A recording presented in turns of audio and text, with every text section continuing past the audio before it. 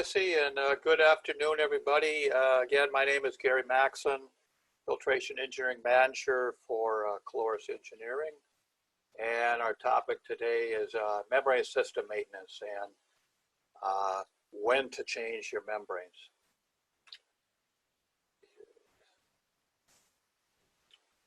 Okay, so some of the topics we're going to discuss would be feed quality to your membrane system, CIP of your membrane system, production and CIP records, visual checks, analytical checks, membrane replacement cost evaluation, and then when to change your membranes. So a little bit about feed quality. It's actually big, huge factor in membrane lifetime, so very important. Some of the, these are mostly dairy products, but we'll discuss what we're looking for as far as feed quality. Some of those products are whey, skim milk, whole milk, UF permeate, RO permeate, and then a lot of these same feed qualities would apply to other foods, I guess. Anyway, from that, so for whey, whey processing has been around probably the last 40 years. One of the big ones, especially in the early days, was cheese fines. You had to make sure you didn't get over 100 ppm. That's max 0.03% cheese fines in the feed. And then not so much a problem nowadays, but back in the old days, pH was a big issue, especially for sweet whey. If you let your whey sit around too long, your whey could get sour, and that was definitely a problem for membranes. But one of the checks is titratable acidity, max 0.06 milligrams per liter as lactic acid. Another thing you got to worry about is entrained air. So if you got any pumps with leaky seals or a tank that's sucking in air, that's a problem. So you want to make sure you're max 0.5% by volume of entrained air. Fat, I just got to make sure you're between 0.04 to 0.08% by Majaner and Rose-Gottlieb method. Temperatures, you know, back in the old days, everybody used to run at 120 degrees Fahrenheit, and that's still okay, but you know, you're going to get more microbial growth at that temperature. Less than 70 degrees is much more preferred. You can get longer runs by running the lower temperatures and better membrane life. Pre-treatment is pretty essential, especially if you have clarifier or your cheese fine separator has got a leak, then you're going to want to have a 40 micron bag filter to protect you. Heat treating, yep, we want to at least do, we want to have legal pasteurization or at minimum 162 degrees Fahrenheit for 2 to 3 seconds. And then storage, it's another big issue. You know, if you're storing for long times, you want to be less than 45 degrees, and if you're above 45, you'll want to have dual tanks, and you'll want to alternate those tanks every 4 hours. Skim milk feed quality. Same issue with the entrained air. We want there to be no higher than 0.5% by volume. Fat, you know, I know a lot of people are doing a cold separation right now. There you're getting as high as 0.1% by Majaner. Temperature, want to run a little colder if we can. Get much better microbial results if we run 60 degrees or less. 120 degrees is possible, but again, you're going to have more issues with CIP. Membrane life isn't going to be as long. 60 degrees is definitely preferred. Pre-treatment, 120, 100 to 200 micron filters, heat treat. We do want legal pasteurization, but if you're going to run, a lot of people run less than 45 degrees F, then the pasteurization is not quite necessary, at least at that point in the process. Storage, same as the way we want to hold it at 45 degrees F. If we only have if we can't do that, then we want to have dual tanks. We want to alternate every 4 hours. Whole milk be very similar to skim milk, just we don't have the fat specification. If we're running UF permeate, so we want to visually check for cloudiness in the UF, the permeate of the UF. If we do have any cloudiness, we want to repair the seals or replace the membranes. You're going to want to replace that, because if you have cloudiness, it means you got protein going down to, you're losing protein. Temperature, you want to run at less than 70 degrees Fahrenheit. You can run at 120, but same as we just talked about, you're going to have more microbial and membrane life isn't going to be as long. 70 degrees is definitely preferred. Storage, same thing. You want to hold it at less than 45 or use dual tanks and alternate them every 4 hours. For RO permeate, you're going to again check for cloudiness in the RO. Again, repair seals or replace the membranes as required. Temperature, since it's mainly just water, we can run a little bit higher, but I would normally like to see that less than 75 degrees Fahrenheit, or we can run 120 degrees Fahrenheit, and a lot of plants, they can run even higher than the 120. The membranes right now, you can get high temperature membranes and run 130, 140 degrees, and that's okay, and then you won't have the bacterial problems. For storage, you just got to remember, if you have a storage tank, you need to clean those tanks and the lines regularly every 1 to 2 days. Even though it's just water, there's organics in it. The organics will eventually be a microbial problem. And then for other products, it's going to be very similar to the same type of issues we talked about with the dairy products. And each product is specific, but they're going to all have microbial problems, and there also could be some individual issues like mineral fouling or whatever.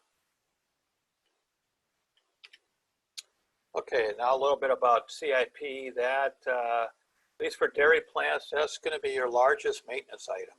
And some of the things we'll talk about for CIP is minimizing membrane production fouling. What should our production length be, our CIP duration, what's typical, monitoring of the CIP, the water quality we should be looking for and maintaining for the CIP water, and then a little bit about clean water flux tests and how we use that as a maintenance item. Okay, first topic on CIP, how do we minimize the membrane production fouling? Well, what we just talked about, maintaining product quality. We also want to make sure we're maintaining our proper stage pressure drops. That would be the membrane cross-flow velocity, so we want to keep that in a range it should be. If we have a problem with a pump or a VFD is not giving the proper cross-flow velocity, then yeah, we're going to have CIP issues and production issues. We obviously do not run too high of a baseline pressure. probably cause some overfluxing. We do not want to over-concentrate, and we do not want to overfeed. We need to keep the feed rate at the membrane system design parameters. And then the last thing, we want to monitor and maintain the product displacement cycle. So when we're done with the production run, it'll be very important for the CIP that we get all that solids out of the system. So we want to look at that last bit of liquid going down a drain, and we should be at 0% solids, and we should be clear to drain. Running outside of these design parameters, although they might be a short-term fix for production, they might cause irreversible fouling, and irreversible fouling is fouling that cannot be removed by the standard cleaning program. So it might be fouling that you never be able to get out, or it might be fouling that you might be needing 2 or 3 extra CIPs to get it out. Factors that determine the production length. Normal, at least for dairy plants, normal production runtime is about 20 hours. That just fits in with the dairy schedule. Now, the other factors that would determine our production length would be membrane productivity decline exceeds 15%. So this would be based on the feed pressure or the feed rate. So for feed pressure rises more than 15%, or a feed rate declines more than 15%, that is about the time you should think about CIPing. And if you can't do that within 20 hours, then yeah, you got to look at your system design. And, okay, the other thing, feed pump reaches its maximum capacity. That's usually telling you you're done and you need a CIP. If you want to get longer runs in 20 hours, I would definitely recommend cold processing. You maintain a good product quality, you don't get any microbial issues, and I've seen lots of systems run for longer than 20 hours, but they're usually running cold. As far as hot processing, it may require intraday cleaning and or more frequent membrane replacement. Bacteria can severely foul a membrane system in as short as 8 hours.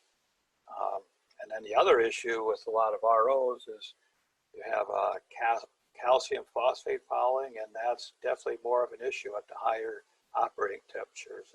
It's an issue at cold operating temperatures, but much more a problem at the higher temps. And as far as CIP times, normal good design CIP system should be done in less than 4 hours. Your CIP chemical recirculation times are usually fixed by your CIP program, but what can end up being a problem is the heating and flushing times. And they're greatly influenced by the utilities. So if you have some issues with water supply or steam availability, that's something you definitely want to spend some maintenance time on, because if you got inadequate water or steam, that's definitely going to influence your CIP times. As far as monitoring the CIP, as I just discussed, CIP programs are custom for each application, and you're going to want to monitor the pH of each wash cycle immediately after chemical additions and 10 minutes after each chemical addition, and actually the full cycle. So if the pH falls, out of your specifications, then you're going to have to add chemicals if necessary. So, all these wash cycles now are pretty much automatic and automatically dosed, but there can be problems with them. So very important to monitor it. The other issue that you might run into is a lot of times there's some drain valves that need to be toggled to clean them, and sometimes those valves get out of whack and you're sending too much down the drain, and that could definitely influence the chemical strength also. You know, what happens is you're sending too much liquid down the drain, you lose a lot of chemicals, you lose level in your tank, and then your tank automatically fills it up with water, and then all of a sudden you're diluted out. You're not washing it to pH you need to be. So definitely important to monitor the pH, you know, pretty much the whole cycle. And you need to monitor the temperature of each wash cycle, and then monitor and maintain a CIP flush cycle. And at the end of the flush cycle, you should definitely take a sample of the liquid. The pH should be neutral and it should be clear. Not maintaining these program parameters may cause shortened production and eventual irreversible fouling. And again, irreversible fouling is what cannot be removed by a standard cleaning program. A little bit about water quality, and I mean the water you're using for CIP. A lot of times that's going to be reclaimed water. So reclaimed water, microbial is a major risk. You want to be less than 1,000 counts per milliliter. You know, reclaimed water has got total organic carbons in it. It's got TLC in it. TLC is food for microbial growth. So your water can be bug-free going into the storage tank, but it could also be a bug haven in the tank. So to remedy this, you may use antioxidants, chlorine or whatever, or what I see most people doing is they have to frequently CIP these storage tanks and all the lines going to it. So that's very important. You don't want to be cleaning your system with water that's got a lot of bugs in it. The other water people use is city water. That's bacteriological is definitely is mostly not a concern there. But city water, you know, it's going to be a problem for RO membranes because it's got chlorine in it. So you must have something to remove that free chlorine. Usually that's sodium metabisulfite or similar. Then you also got to worry about manganese and iron in the system. That will definitely foul membranes pretty quickly if you're over 0.05 milligrams per liter. You got to look at the total hardness.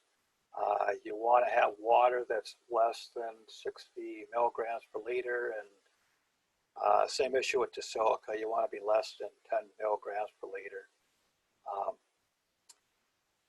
And if you do have problems with your city water like that, then you might want to look at like an industrial RO in front of the system to reduce those minerals. If you have your own well water system, your own well, yeah, it's the same thing you want to look at for city water. Clean water flux test. So this is going to be your best quick test to determine CIP effectiveness. That should be done at the conclusion of every CIP, and it involves recording the water flux or the permeation rate, water permeation rate for the membrane system at a base temperature and pressure. Hopefully you can do this test at the same temperature and pressure for every CIP, but even if your temperatures and pressures are outside the base ones, you can normalize it. And if you do not get close to or the same flux test as you did the previous CIP, then additional washes may be required, especially if the flux rate is not within 5% of the previous test. Really what you should be doing is graphing these water flux tests, and the line that you get should be a stable line. If you have a steady decline, it's telling you that the CIP is not working and you need to do something about that. Records, obviously records are very important. It starts when you install the membranes. You need to record the dates, lot numbers, manufacturer, and plant location of where you're installing them. The other, also very important, taking daily production logs, recording them, definitely doing daily CIP logs, recording them, and what we just discussed, normalized, clean water flux values should be graphed and analyzed for trends, and that should be recorded. Okay, so maintenance visual checks. Permeate samples should be taken regularly and checked for signs of leakage. For RO systems, the permeate samples should be clear and colorless. For MF, UF, NF systems, the permeate samples will normally have color, but they will not be cloudy at all. So anything outside of that, you should be really looking at which stage and which housing that cloudiness is coming from, and either repairing the lip seals or replacing the element, whatever you determine. Analytical checks. For RO polishers, the best check is just checking the permeate conductivity, recording those conductivity readings. Typical conductivities with a new memory system could be 10 to 30 micromoles per centimeter. For an RO, you could also use the permeate conductivities, but your conductivity is going to be a lot higher, so you should check those conductivities when the system is new and use that as your baseline. Typical conductivities were going to be much higher than ROP, and I've seen them anywhere from 100 to 1,000 micromoles per centimeter, very dependent on the ash content of the feed. For NF, test for your permeate sugar concentration, determine if you got leaks. And for UF, of course, you test for protein in your permeate. Typical new 10K element, UF element, you'll have 1% loss or less. And when the systems start getting to be 6 months or older, then might see larger losses, 2 to 4%. But you'll probably want to change out those membranes before it gets to 4%. Okay, so now we're going to talk a little bit about the cost evaluation when you want to change out your membrane. So this first view is annual membrane costs versus membrane lifetime. So this is a 50,000 pound per hour UF system. I don't know, it's hypothetical. If you replace the elements in 12 months, you'd be around 65,000. If you replace the elements every 4 months, you're getting close to 200,000. If you replace the elements every 16 months, you're at about 50,000. Now the next slide is going to be the protein losses versus membrane lifetime. So, the first 5 to 6 months, you're not, other than that 1% that when the membranes are low, you're not going to have a lot of protein losses. But after you get past 6 months, those protein losses are going to start climbing. After a year, your protein losses could be 60, 65,000. After 16 months, your protein losses could be 100,000. And again, I just want to make sure you all know this is hypothetical. It's going to really change depending on your product. But for this particular case, at 12 months, you're at 65,000. At 16 months, you're at 100,000. At 5 months, you're at 0. What you want to do to know when you want to change your membrane out is take those two curves and put them together. So on this particular example here, you can see if we changed out the membranes at 4 months, there's no protein losses, so we'd be spending close to $200,000 a year. If we go to 10 months, then we'd be spending, I don't know, $75,000 a year, mainly in membranes and a little bit of protein losses. But if we go out to 16 months, our membrane costs are going to be pretty low, but our protein losses get pretty high, and they're approaching 50,000, 100,000 a year. So, but anyway, where they intersect is at 12 months. Our protein losses are 65,000, and our membrane costs are at 65,000. So that's where we change the membranes at, if you want to have your biggest bang for the buck.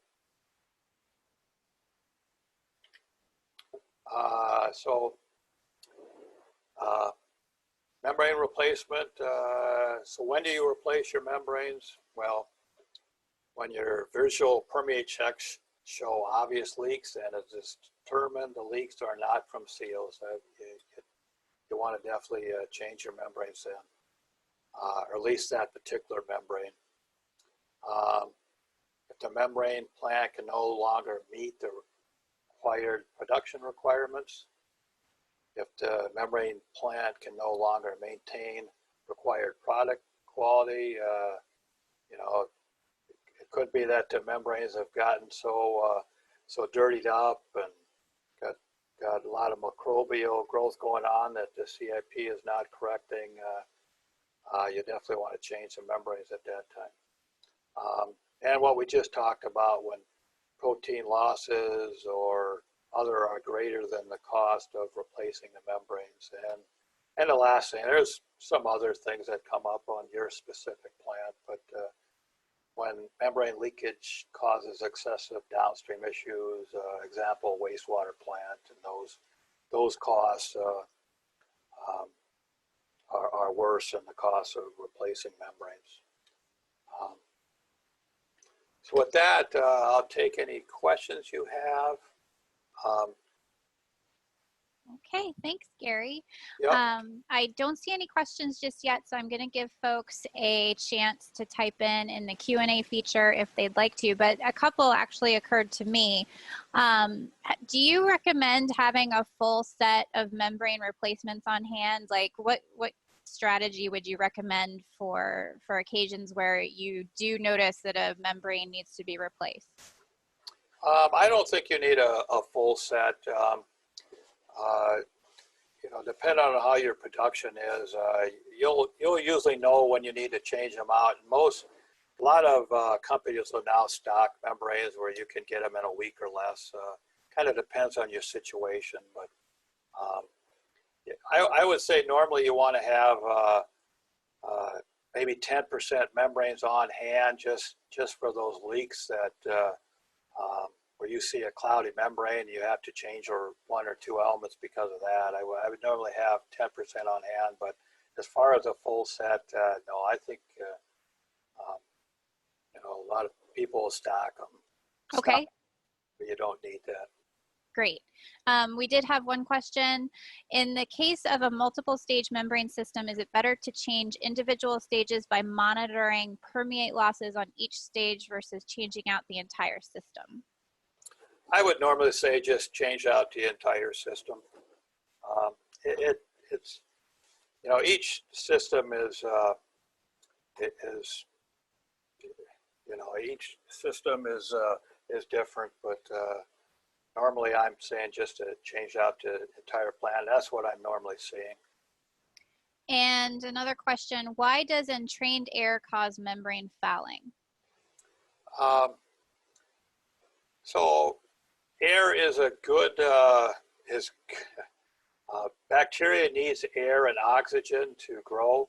So air and bubbles is a great place for bacteria to grow. And then also, if you got air in your system, that's just, if you got 5% air in your system, that's 5% flux loss, because, you know, instead of liquid volume, you're losing that flux capacity. So, but air is, yeah, air is a big problem for microbial growth. Okay. We have a few more minutes if anybody has any additional questions. In the meantime, I wanted to let you know, actually, Gary, could you pull up, there we go. In 2 weeks, we will have another webinar, this one by Bruce Skinner, and the topic will be TVR evaporators. That is actually a topic suggestion that came from one of you, our audience members. So we appreciate that. So you can sign up for that webinar at the link you see on your screen, caloris.com/caloris-webinars. And if you want to be among the first to know about our new webinars as they are scheduled, I encourage you to join our mailing list. We promise not to spam you. We'd send out one email per week, which is an industry newsletter with resources for plant managers, industry headlines, and announcements like our webinar series. And you can sign up for that by scrolling to the bottom of any page on the Caloris website and entering your email address where prompted. I don't see any additional questions, but if you do have a question and you just didn't feel comfortable asking it in the webinar setting, you can feel free to send email to info@caloris.com. That goes directly to me, and I will forward your question on to Gary. And we will also take additional suggestions for future webinar topics. We're, at least through the summer, offering webinars every 2 weeks. So after the webinar at the end of this month on evaporators, we'll follow up 2 weeks after that with a webinar on spray dryers. So keep that in mind. And with that, I'm going to go ahead and close out the webinar. Thanks everybody for joining us. Yeah, thank you everybody. Yeah, thanks Gary. I hope everybody has a great rest of your week and a good weekend.